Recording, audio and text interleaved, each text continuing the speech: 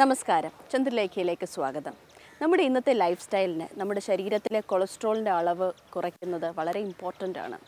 ഡോക്ടേഴ്സിൻ്റെ അഭിപ്രായത്തിൽ ഒരു ദിവസം ഒരാൾ 300 ഗ്രാമിൽ കൂടുതൽ കൊളസ്ട്രോൾ അടങ്ങിയ ഭക്ഷണം കഴിക്കാൻ പാടില്ല എന്നാണ്.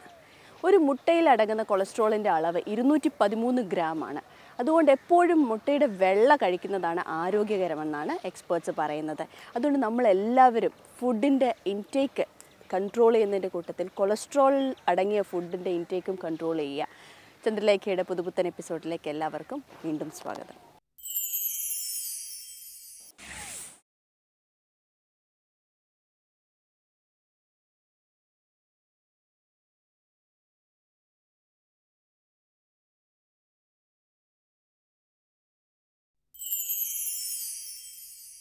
എന്താ ഉണ്ടാക്കാൻ പോകുന്നതെന്ന് ഇന്നൊരു ട്രൈ കളർ സാൻഡ്വിച്ച് ഉണ്ടാക്കാൻ പോകുന്നത്.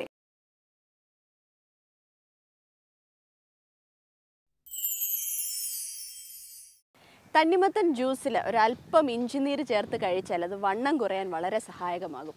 എല്ലാവരും പരീക്ഷിച്ച് നോക്കണം. ഒരു കുക്കറി സെഗ്മെൻറ്റ് കാണാം ചന്ദ്രലേഖയിലൂടെ.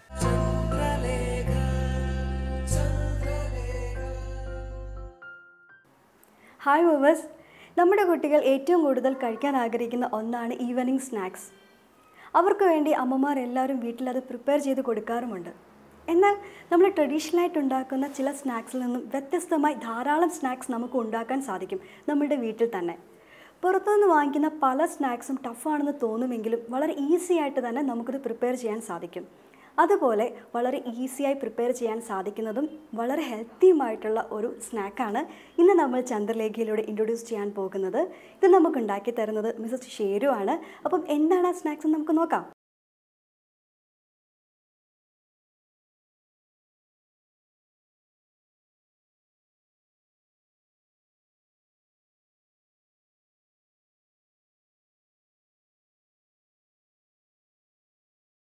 ഹലോ ചേച്ചി. ഹലോ രജനി. എന്താ ഉണ്ടാക്കാൻ പോകുന്നതെന്ന്? ഇന്നൊരു ട്രൈ കളർ സാൻഡ്വിച്ച് ഉണ്ടാക്കാൻ പോകുന്നത്. ഇതെല്ലാം നാച്ചുറൽ കളേഴ്സ് തന്നെയാണ്. ക്യാരറ്റിന്റെയും മല്ലിയുടെയും മുളകിന്റെ ഒക്കെ കളേഴ്സാണ് വരുന്നത്. ഓ, അങ്ങനെയാണ് 3 കളേഴ്സ് അല്ലേ? അതായത് എനിക്കൊന്ന് ഒരു ഓറഞ്ച്, ഒരു ഗ്രീന്, പിന്നെ ഒരു ചീസ് ക്രീം കളർ വരുന്നുണ്ട്. ഓക്കെ, അപ്പൊ എന്തൊക്കെയാണ് ഇൻഗ്രീഡിയൻസ് വരുന്നത്? ബ്രെഡ്, പിന്നെ ഫസ്റ്റ് ലെയർ എന്ന് പറഞ്ഞാൽ ചട്നിയാണ് വരുന്നത്. അപ്പം തേങ്ങ, ഇഞ്ചി, മല്ലിയില, മുളക്, പിന്നെ ഉള്ളി. ഇഞ്ചി എടുത്ത് വെച്ചിട്ടുണ്ട്. ഓക്കെ, അപ്പം ആദ്യം ചട്നി ഉണ്ടാക്കാനുള്ള കാര്യമാണ് നോക്കേണ്ടത്. അതെ അതെ. ഓക്കെ, അപ്പം പിന്നെ ഒരു മെയിൻ ഇൻഗ്രീഡിയന്റ് ആണ് ചേച്ചി മറന്നുപോയി, ബ്രെഡ്. അതെ അതെ. അപ്പോൾ ഉണ്ടാക്കാം. ശരി, നമ്മുടെ സാധാരണ ചട്നി ഉണ്ടാക്കുന്നത് പോലെ. അതെ അതെ അതെ. ശരി, അത്രയും നന്നായിട്ട് അരയണം, നന്നായിട്ട് അരയണം.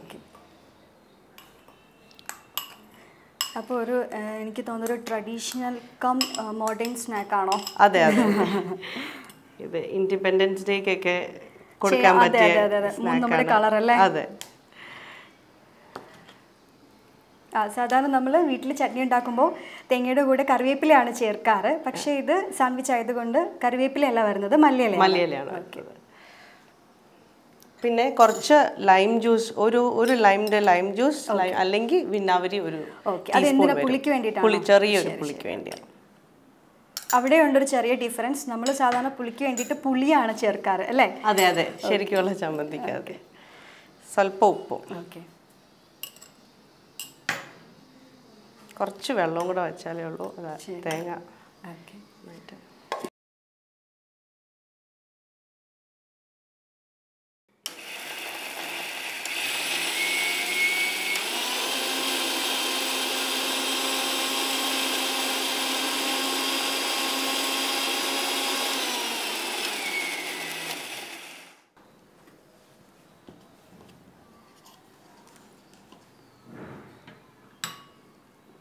നല്ല പേസ്റ്റായി നമ്മുടെ ചമ്മന്തി തന്നെ പാകം. ഓ ശരി ശരി. ഓക്കെ, തേക്കാനായിട്ട് ഇതൊരു പാത്രത്തിലേക്ക് മാറ്റാം.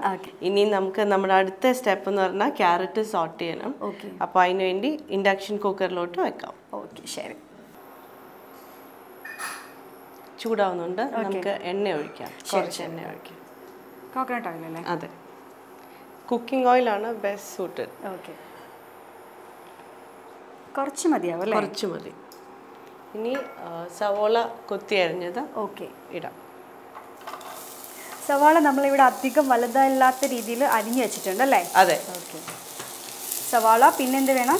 സവോള ഒരു ട്രാൻസ്പെറൻറ്റ് ഗ്ലാസ് പോലെ ആവുമ്പോൾ നമുക്ക് ജിഞ്ചർ ഗാർലിക് പേസ്റ്റ് ഉണ്ടാക്കി വെച്ചത് ഇടണം. ഓക്കെ, ശരി. എന്നിട്ട് കുറച്ച് വഴറ്റിയിട്ട് ക്യാരറ്റ്. ഓക്കെ ഓക്കെ, അത്രയേ ഉള്ളൂ. പിന്നെ ഉപ്പും കുരുമുളകും ഏറ്റവും അവസാനം.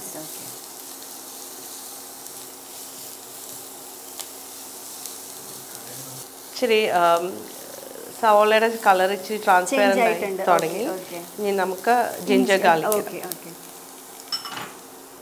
അപ്പോൾ ആദ്യം നമ്മൾ സവാള ഒന്ന് ചെറുതായിട്ട് വഴറ്റി എണ്ണ ഒഴിച്ച് അതിലേക്ക് ജിഞ്ചർ ഗാർലിക് പേസ്റ്റ് ഇട്ടു.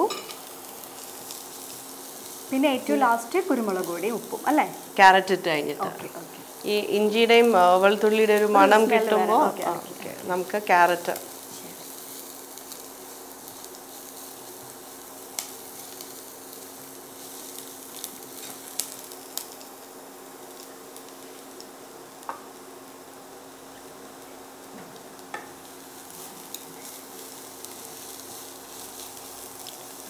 നമുക്ക് ഇച്ചിരി പെപ്പറും. ഓക്കെ.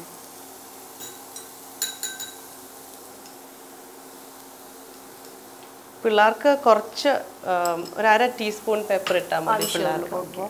അധികം എരിവ് അവർക്ക് ഇഷ്ടമല്ലല്ലോ. അതെ. അപ്പോൾ ഇപ്പോൾ നമ്മൾ ചെയ്തത് പാൻ വെച്ചു, കുറച്ച് എണ്ണ ഒഴിച്ചു, അതിലേക്ക് സവാള ഇട്ട് വഴറ്റി, പിന്നീട് ജിഞ്ചർ ഗാർലിക് പേസ്റ്റ് ഇട്ടു, അതിനുശേഷം ക്യാരറ്റ് ഇട്ടു. ഇപ്പോൾ ചേച്ചി ഇട്ടുകൊണ്ടിരിക്കുന്നത് പെപ്പറും പിന്നെ കുറച്ച് ഉപ്പും അല്ലേ? ഓക്കെ. ഇതാണ് സാൻഡ്വിച്ച് ഫില്ല് ചെയ്യാൻ വേണ്ടത്. അതെ, ടോപ്പ് ലെയർ, ഒരു ലെയർ. അതെ.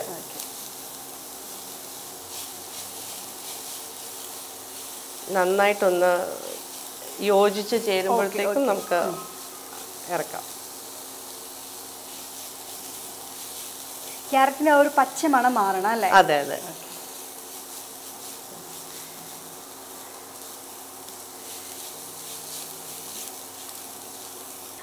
കുക്കിംഗ് ഉറപ്പായിട്ട് ഇഷ്ടമാണെന്ന് എനിക്ക് മനസ്സിലായി. അല്ലെങ്കിൽ ഇങ്ങനെ ആരും പരീക്ഷിച്ച് നോക്കാത്ത കാര്യങ്ങളൊന്നും ചെയ്യില്ലല്ലോ. എന്തൊക്കെയാണ് നോർമലി ഉണ്ടാക്കാറ്? ഞാൻ മെയിൻലി കേക്ക്സ് ആണ് ഉണ്ടാക്കുന്നത്. പിന്നെ പിള്ളേർക്ക് ബേക്കിംഗ് ക്ലാസ്സസും എടുക്കാറുണ്ട്. അപ്പോൾ ഞങ്ങൾ വന്നപ്പോൾ ഞങ്ങൾക്ക് ഒരു സ്ട്രോബെറി പേസ്ട്രി തന്നിട്ടുണ്ടായിരുന്നു. അപ്പോൾ അത് ചേച്ചി ഉണ്ടാക്കിയതല്ലേ? അതെ അതെ, നന്നായിരുന്നു. ഇനി നമുക്ക് ഇത് ഇറക്കാം.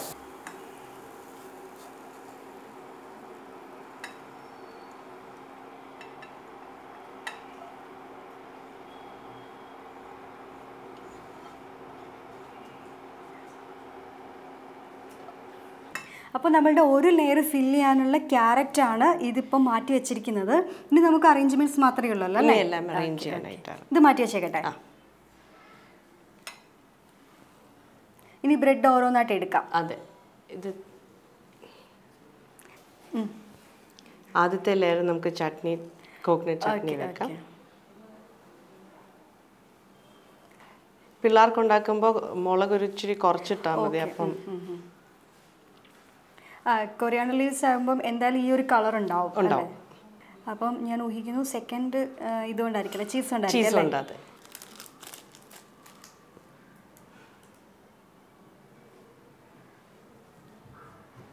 അപ്പോൾ അങ്ങനെ സെക്കൻഡും ഫില്ല് ചെയ്ത് കഴിഞ്ഞു.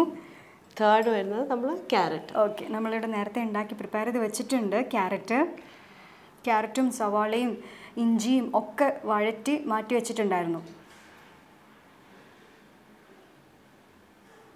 ഒരു കാര്യം ശ്രദ്ധിക്കേണ്ട എന്താണെന്ന് വെച്ചാൽ സാൻഡ്വിച്ച് ഉണ്ടാക്കി കഴിഞ്ഞ് ഒരു നനഞ്ഞ തോർത്തിൽ വേണം സാൻഡ്വിച്ചസ് വെക്കാൻ. ഓക്കെ. അപ്പം അതിനൊരു സോഫ്റ്റ് ആയിട്ടിരിക്കും സാൻഡ്വിച്ച്. അല്ലെങ്കിൽ അത് ഭയങ്കര ഇതായിട്ടിരിക്കും അല്ലേ? ശരി.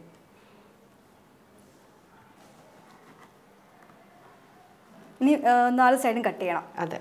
ഓക്കെ.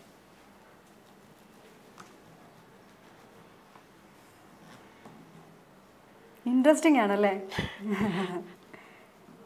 എനിക്ക് തോന്നുന്നു ഇതൊക്കെ ഒന്ന് റെഡിയാക്കി കൊടുത്താൽ കുട്ടികൾ വേണമെങ്കിൽ നമ്മൾക്ക് ഇൻവോൾവ് ചെയ്യിക്കാം അല്ലേ? ചെയ്യാം. ഞാൻ എൻ്റെ ക്ലാസ്സിലെ പിള്ളേരെല്ലാം തന്നെയാണ് ചെയ്യുന്നത്.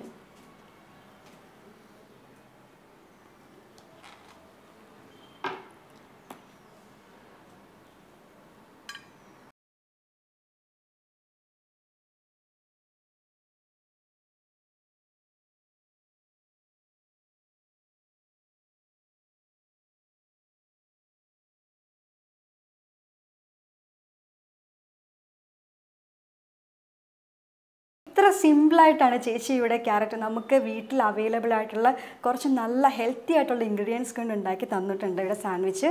അപ്പം നിങ്ങളും കണ്ടു കാണുമല്ലോ, തീർച്ചയായിട്ടും നിങ്ങൾ ട്രൈ ചെയ്യുക, നിങ്ങളുടെ കുട്ടികൾക്ക് ഉണ്ടാക്കി കൊടുക്കുക. ചേച്ചി thank you so much. You welcome.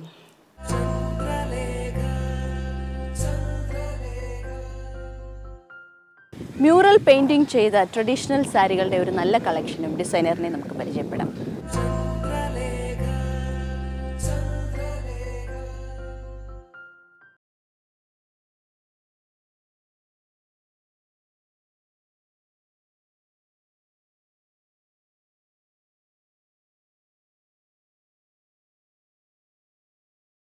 നമസ്കാരം.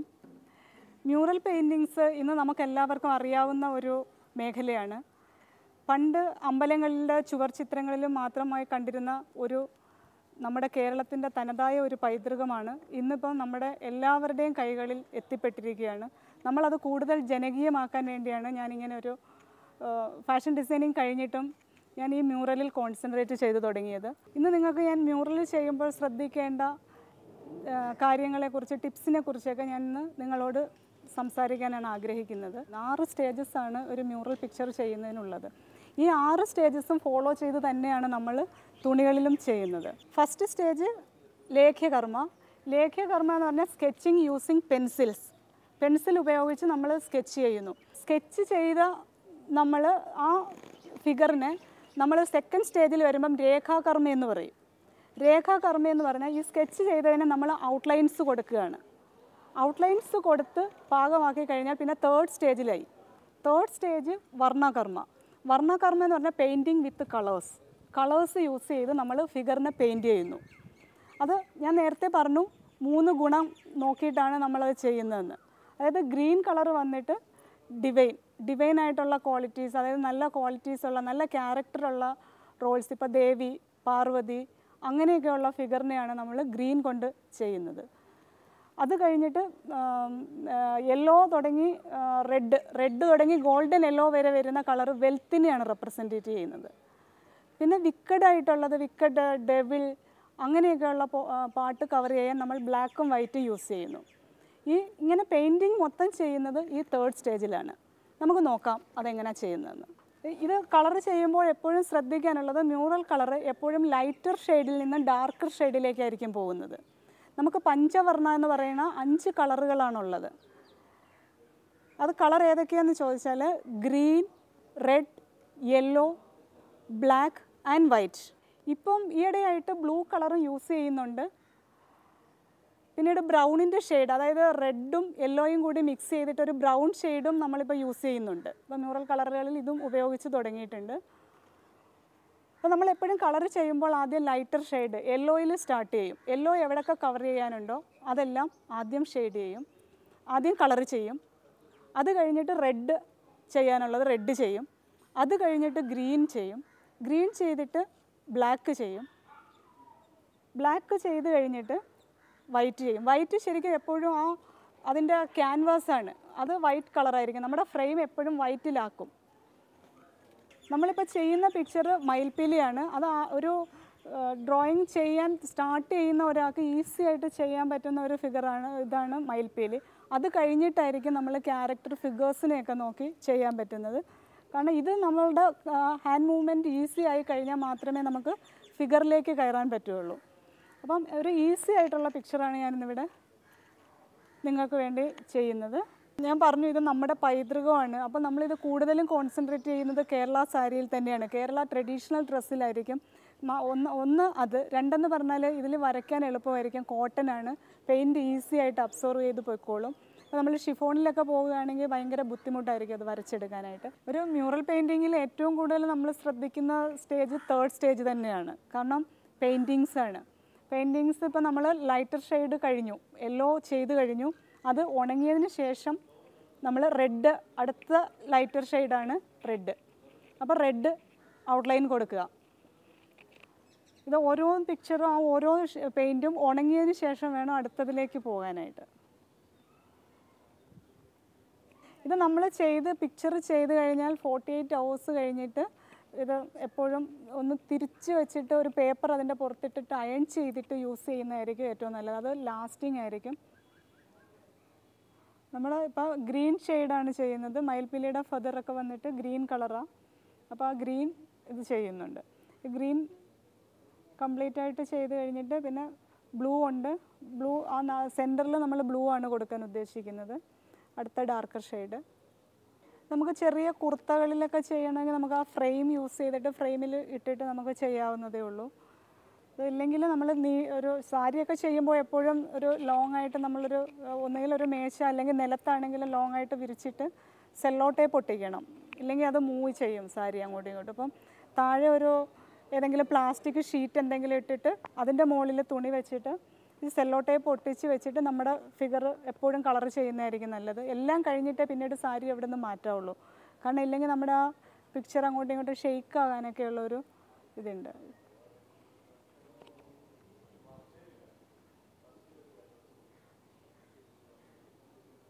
അപ്പോൾ നമ്മളിപ്പോൾ ചെയ്യുന്നത് വർണ്ണകർമ്മയാണ്. അതായത് നമ്മുടെ ഫിഗറിന് പെയിൻറ്റ് കൊടുക്കുകയാണ്. പെയിൻറ്റ് ശരിക്കും അതിൻ്റെ ക്വാളിറ്റി അല്ലെങ്കിൽ അതിൻ്റെ ക്യാരക്ടർ, ഇപ്പോൾ ഫിഗർ ആണെങ്കിൽ അതിൻ്റെ ക്യാരക്ടർ നോക്കിയിട്ടാണ്, അതിൻ്റെ എങ്ങനത്തെ ക്യാരക്ടറാണെന്ന് നോക്കിയിട്ടാണ് നമ്മൾ സാധാരണ കളർ അപ്ലൈ ചെയ്യുന്നത്.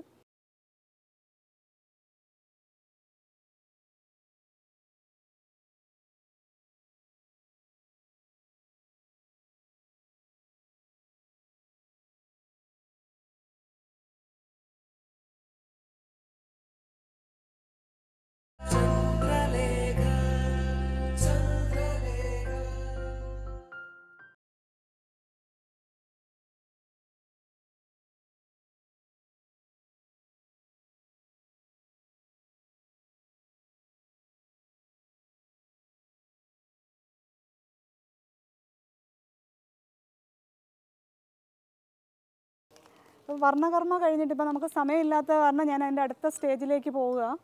വർണ്ണകർമ്മ കഴിയുമ്പോൾ നമുക്ക് അടുത്തത് വർത്താനകർമ്മയാണ്. വർത്താനകർമ്മ വരുമ്പോഴത്തേക്കും നമ്മളിതിൽ മെയിനായിട്ടും ചെയ്ത പെയിൻറ്റിങ്ങിൽ ഷെയ്ഡിങ് കൊടുക്കലാണ് വർത്താനകർമ്മയിൽ ഉദ്ദേശിക്കുന്നത്. അപ്പോൾ നമുക്കിവിടെ ഈ ഗ്രീന് ചെറിയൊരു യെല്ലോ ഷെയ്ഡ് കൊടുക്കുന്നത് എങ്ങനെയാണെന്ന് നോക്കാം.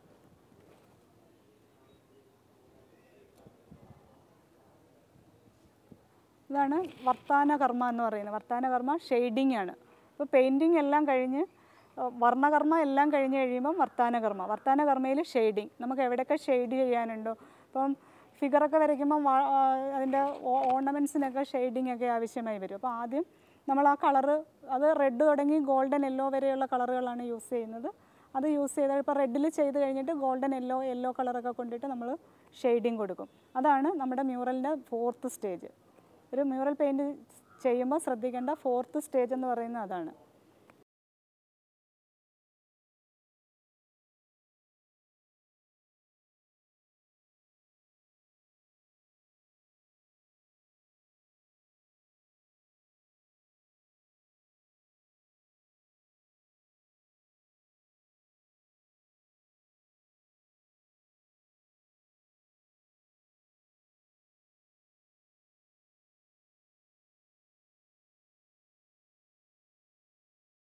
ഇപ്പം നമ്മൾ മ്യൂറലിൻ്റെ ഏതാണ്ട് 4 സ്റ്റേജ് പഠിച്ചു കഴിഞ്ഞു. ഞാൻ ഒന്നുകൂടി പറയാം. ഫസ്റ്റ് നമ്മൾ സ്കെച്ച് ഇട്ടു, അത് ലേഖ്യകർമ്മ. അത് കഴിഞ്ഞിട്ട് ഔട്ട്ലൈൻ കൊടുത്തു, രേഖാകർമ്മ. രേഖാകർമ്മ കഴിഞ്ഞിട്ട് നമ്മൾ പെയിൻറ്റ് ചെയ്തു, വർണ്ണകർമ്മ. വർണ്ണകർമ്മയിൽ നമ്മൾ ഷെയ്ഡിങ് കൊടുത്തു, അതാണ് വാർത്താകർമ്മ. ഇനിയുള്ളത് അടുത്ത ഇതെന്ന് പറഞ്ഞാൽ ലേഖാകർമ്മ എന്ന് പറയും. അതായത് നമ്മൾ ചെയ്ത് കഴിഞ്ഞ് ആ ഫൈനൽ ഫിഗറിന് ഔട്ട്ലൈൻ കൊടുക്കും. സാധാരണയായിട്ട് നമ്മൾ ആ ഔട്ട്ലൈൻ കൊടുക്കാൻ ബ്ലാക്ക് കളർ തന്നെയാണ് ഉപയോഗിക്കുന്നത്. ബ്ലാക്ക് ഔട്ട്ലൈനാണ് കൊടുക്കുന്നത്. അപ്പോൾ ഇവിടെ നിങ്ങളെ കാണിക്കാൻ വേണ്ടിയിട്ടാണ് ഗ്രീനിൽ ബ്ലാക്ക് ഔട്ട്ലൈൻ കൊടുക്കുകയാണ്. ഇതാണ് 5th സ്റ്റേജ്. ഏതൊരു മ്യൂറൽ പിക്ചർ എടുത്താലും ആ ഫിഗറിൻ്റെ ഔട്ടറിലൂടെ ഒരു ഔട്ട്ലൈൻ ഉണ്ടാവും. അത് മിക്കവാറും എല്ലാത്തിലും ബ്ലാക്ക് തന്നെയായിരിക്കും. ഇതിലിപ്പോൾ നമ്മൾ മ്യൂറൽ ചെയ്യുമ്പോഴത്തേക്ക് അതിനോട് തന്നെ ഒരു പ്രകൃതിയുമായിട്ട് ഇണങ്ങിച്ചേരത്തക്ക രീതിയിൽ പ്രകൃതിയിൽ നിന്നുള്ള ദൃശ്യങ്ങളൊക്കെ ബാക്ക്ഗ്രൗണ്ടായിട്ട് ബാക്ക്ഡ്രോപ്സ് ആയിട്ടൊക്കെ ഇടാറുണ്ട്. അതായത് ഇപ്പം പൂക്കൾ, ചെറിയ ചെറിയ ആനിമൽസ്, ഇതിൻ്റെയൊക്കെ പിക്ചറുകളും കൂടി നമ്മൾ ബാക്ക്ഡ്രോപ്സ് ആയിട്ട് ഇടാറുണ്ട്.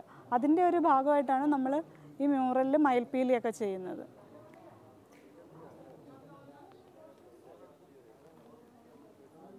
ഇത് ശരിക്കും നമ്മളിപ്പം പറഞ്ഞു, ഇപ്പോൾ പെട്ടെന്ന് നിങ്ങൾക്ക് കാണാൻ വേണ്ടിയിട്ടാണ് നമ്മൾ ഈ ഓരോ സ്റ്റേജസും ഇങ്ങനെ കാണിച്ചത്. ഒരിക്കലും നമ്മളിങ്ങനെ ചെയ്യാൻ പാടില്ല. ഓരോ കളർ ഇട്ട് കഴിഞ്ഞാൽ ഓരോ സ്റ്റേജും അതിന് സമയമെടുത്ത് തന്നെ ചെയ്യേണ്ടതാണ്. പ്രത്യേകിച്ച് മൂന്നാമത്തെയും നാലാമത്തെയും സ്റ്റേജസ്. അത് 3ഉം 4ഉം നല്ലതുപോലെ തന്നെ ടൈം എടുത്ത് കംപ്ലീറ്റ് ചെയ്ത് കഴിഞ്ഞിട്ടാണ് ഔട്ട്ലൈൻ കൊടുക്കുന്ന 5th സ്റ്റേജ് വരുന്നത്. അപ്പോൾ ഇപ്പം നിങ്ങൾക്ക് ഇത് മനസ്സിലാക്കാൻ വേണ്ടിയിട്ടാണ് ഞാൻ ഇതെല്ലാം കാണിച്ചത്. ഇനി നമുക്ക് ലാസ്റ്റ് സ്റ്റേജ് എന്ന് പറയുന്നത് ദിഗ സ്റ്റേജ് എന്ന് പറഞ്ഞിട്ടൊരു ലാസ്റ്റ് സ്റ്റേജ് ഉണ്ട്. അത് നമ്മൾ ഇത് കംപ്ലീറ്റ് ചെയ്ത പിക്ചറിൽ വേണ്ടുന്ന എന്തെങ്കിലും ടച്ചസോ ഫൈനൽ ഫിനിഷിങ് സ്റ്റേജാണത്. ഫിനിഷിംഗ് ആയിട്ടുള്ള എന്തെങ്കിലും ടച്ചസ് ഒക്കെ ഉണ്ടെങ്കിൽ അത് കൊടുത്തിട്ട് നമ്മൾ ഫിനിഷ് ചെയ്ത് ഒരു പിക്ചർ എടുക്കും. ഞാനിപ്പോൾ ഇത് കാണിക്കാനായിട്ട് ഒരു ഫിനിഷ് ചെയ്തൊരു പിക്ചർ ഞാൻ കാണിക്കാം. ഇതിപ്പോൾ ഒരു ദിഗ സ്റ്റേജും കൂടി കഴിഞ്ഞിട്ടുള്ള 6th സ്റ്റേജിൽ വന്ന ഒരു പിക്ചറാണ്. ഇതിൽ ഫൈനൽ ടച്ചസും എല്ലാം കഴിഞ്ഞിട്ട് ഫിനിഷിങ്ങിലായി നിൽക്കുന്ന ഒരു സ്റ്റേജസാണ്. ഇതാണ് ഒരു പിക്ചർ. ശരിക്കും നമ്മൾ ഒരു ഫിഗറൊക്കെ വരയ്ക്കാനായിട്ട് ഒരു 2-3 ദിവസം ഒരേ രീതിയിലിരുന്നാലും 3 ദിവസം വരെ എടുക്കും. ഓരോ ഇത് പെയിൻറ്റും ഉണങ്ങി കഴിഞ്ഞതിന് ശേഷമേ അടുത്ത ഷെയ്ഡിലേക്ക് പോകാവുള്ളൂ. അതാണ് ഇതിൽ ഏറ്റവും കൂടുതൽ ശ്രദ്ധിക്കേണ്ട ഒരു കാര്യം.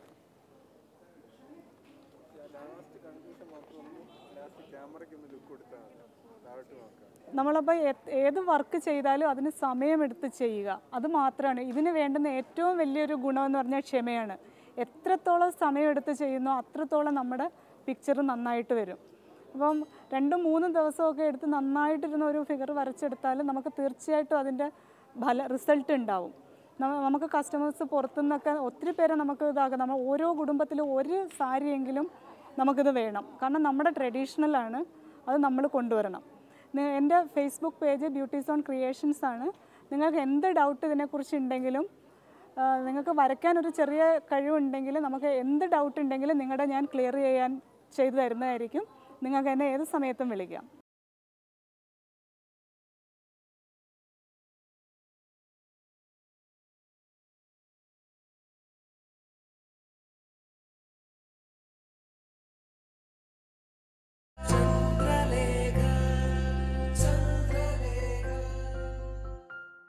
ചന്ദ്രലേഖയുടെ ഇന്നത്തെ എപ്പിസോഡ് ഇവിടെ പൂർണ്ണമാകുന്നു. ഇന്നത്തെ എപ്പിസോഡിലെ എല്ലാ സെഗ്മെൻറ്റ്സും നിങ്ങൾക്ക് ഇഷ്ടമായെന്ന് വിശ്വസിക്കുന്നു.